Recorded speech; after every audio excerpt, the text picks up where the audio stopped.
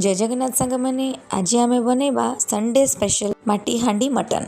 से मुझे गोटे केजी मटन से काटी पियाज पकईदेबा। ये मु 6 ରୁ 7 पियाज नहीं अदा रसुण पेस्ट पकईदेबा। खड़ा मसाला पकईदेबा, मटन मसाला, हल्दी गुंड, लंका गुंड पकईदेबा।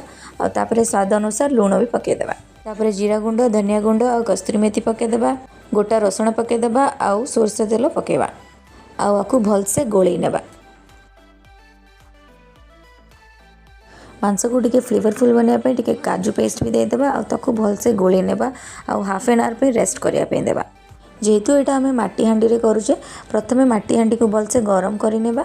तापरे से सोरिष तेल दे ताको भलसे गरम करबा ताकि तेलटा से जरी जिवो।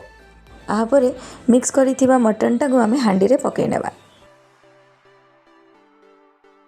मटन को आउ टिके फ्लेवरफुल बनाया गोटे चमच घी भी पकईदेबा।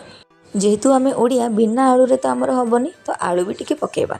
आहापरे आम हांडीटा को भलसे सील करिनेबा। हांडी को भलसे सील करिला परे आमे ताको चुली रे बसई नेबा। आको पूरा लो फ्लेम रे पाखापाखि 2 घंटा बसेबा। हाँ, मझे मझे हांडीटा को भी हलौथुबा। एबे 2 घंटा पर आमे मटन टाको खोली नेबा। देखंतु केते सुंदर देखा जाउछि। एबे आमे ताको भलसे मिक्स करि नेबा और गरम गरम सर्व करबा। मटनटा जिते देखा सुंदर लगुला से स्वादिया भी होता।